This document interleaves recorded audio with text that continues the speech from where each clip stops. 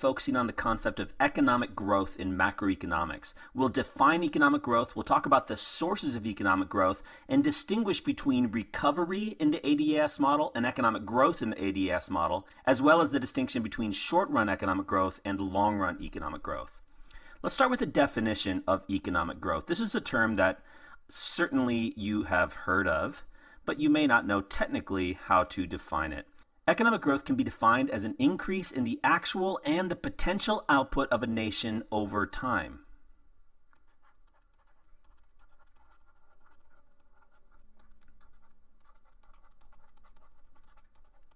Recall from earlier lessons that output is measured using the figure of gross domestic product, or GDP. Therefore, we can actually measure economic growth. The measurement of economic growth is the change in a country's GDP over time. So I can put two different levels of GDP into a simple equation here. Let's call it GDP2, and we can subtract the GDP of an earlier time period, we'll call that GDP1, and multiply the result by 100 to get the what we call growth rate. A country's GDP growth rate is the percentage by which its GDP increases between two periods of time. So we know economic growth is defined as an increase in a country's GDP over time, both its actual and its potential GDP. Let's talk about the sources of economic growth. Economic growth can be the result of several factors. Anything that leads to an increase in the quantity of factors of production in a country. Now recall that factors of production refers to land, labor, and capital. So anything that increases the quantity of land, labor, and capital in a country will increase that country's actual and potential output over time and lead to economic growth. So let's break it down a little bit. What are some factors that can cause an increase in the land, labor, or capital in a country? What are some things that can actually cause economic growth? Well, a big one is technology.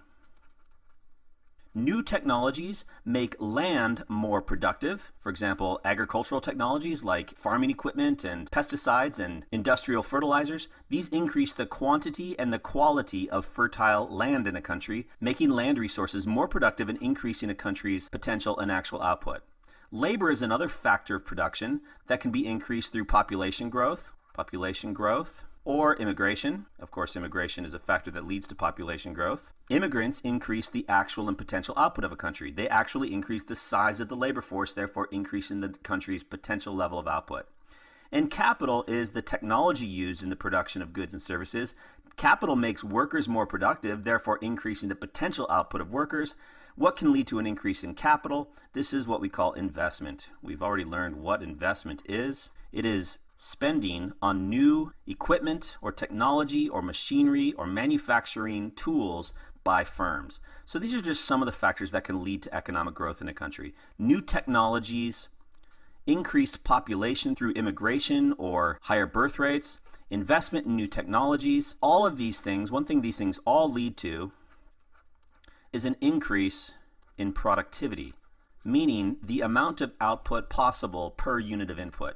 More technology, more investment, better capital make workers more productive, increase in a country's actual and potential output of goods and services over time. These are the main sources of economic growth. Now in a minute we're going to be looking at our graph and talk about how to illustrate economic growth in the graph. As we do that, let's make a distinction here between two concepts that are commonly confused with one another among economics students. And that's the distinction between recovery and growth. Recovery, we know what this term is. We learned it when we studied the business cycle graph. Recovery is what a country experiences as its output increases following a recession.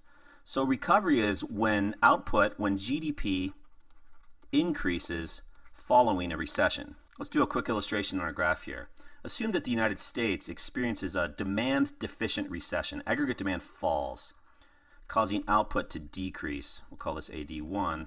To a level below full employment. We'll call that Y1. Our full employment level of output is where long-run aggregate supply is vertical. We'll call that YFE. The decrease in aggregate demand causes a recessionary gap. This is all stuff we've studied in previous videos. That's the difference between Y1 and YFE. That's our recessionary gap.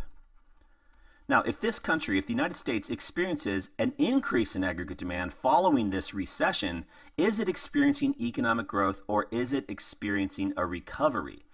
Let's have a look. Let's say that aggregate demand increases once again, not all the way back to where it was before, but to a level closer to full employment. This country now sees its GDP increase to Y2, accompanied by demand pull inflation as price level increases. I forgot to label my price level here. We'll call that PL1. Now price level increases to PL2. We have some inflation and we have an increase in output to Y2. Is this economic growth? Well, looking back at our definition of economic growth, we have to see both an increase in actual output and potential output for it to be considered economic growth.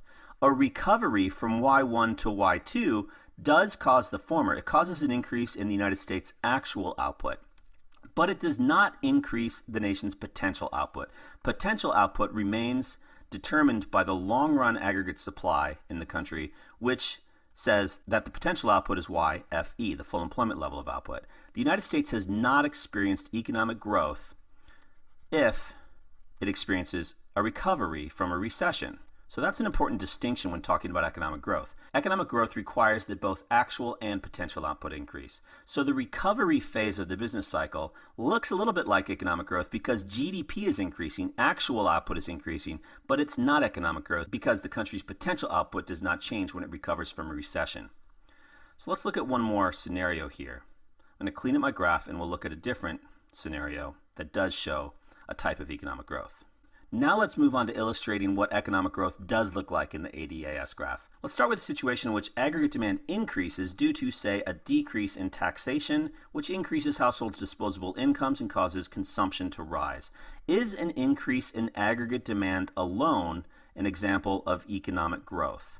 Let's look at the effect that has. Output increases in the short run from YFE to Y1, and there is demand pull inflation due to greater demand for the nation's goods and services from PL1 to PL2. Does actual output increase? In fact, it does. Actual output increases in the short run to a level beyond full employment. We have an inflationary gap in this country, so it meets the first criteria for economic growth. However, this is what we call short-run economic growth. It is not the economic growth that really matters. It increases output only in the short run as the country experiences an inflationary gap. So short-run economic growth is when only AD increases. This is not going to achieve a long-run increase in actual and potential output. As we learned in our previous video, demand pull inflation in the short run will translate into higher wages and costs of production in the long run, and this economy will self-correct as rising production costs lead to a reduction in short-run aggregate supply. An increase in AD alone does not cause long-run economic growth. It creates short-run growth, but in the long run, the economy will return to full employment as rising resource costs and wages reduce the actual level of output back to the full employment level. So short-run economic growth, it looks a lot like economic growth, once again, because GDP increases to a level beyond full employment. However, this is not long-run economic growth. Long-run economic growth requires, once again, an increase in both actual and potential output. So let's clean up our graph one more time and we'll look at a scenario in which long-run economic growth is achieved and how that looks in the ADAS graph. So finally, let's talk about how long-run economic growth looks in the ADAS graph. Let's say that there is an increase in population in the United States. Immigration and higher birth rates lead to an increase in the number of people in the country. Over time, this will mean a larger labor force, more workers available. An increase in the size of the workforce makes for cheaper workers because there's more people competing for labor in the economy, increasing short-run aggregate supply. So that's one consequence of an increased labor force, lower wages and reduced cost of production. However, an increase in the size of the labor force is also going to drive up the potential level of output because there's more workers contributing to the country's economic activity. So we're going to see an increase in long-run aggregate supply as well to LRAS1. Now we're starting to see that this is more than just short-run economic growth or a recovery from a recession. An increase in the size of the labor force is also, not surprisingly, going to increase the total level of demand in the economy. There's more consumers over time as the population grows. So we're also going to see aggregate demand increase. What we end up with is an increase in all three curves. We therefore see an increase in the full employment level of output. There is greater demand across the economy, greater supply across the economy, and an increased level of potential output and actual output.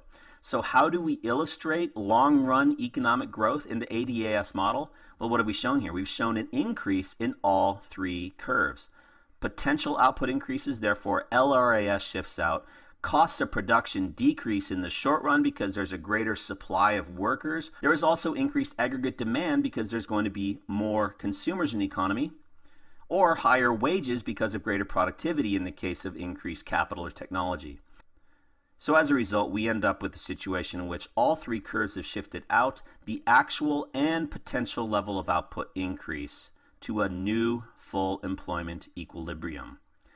Short-run economic growth is achieved only when AD increases, or an increase in AS as a result of a temporary decrease in resource costs such as lower energy prices. However, long-run economic growth is only achieved when there's an increase in the actual and the potential level of output as a result of an increase in the quantity of land, labor, or capital in the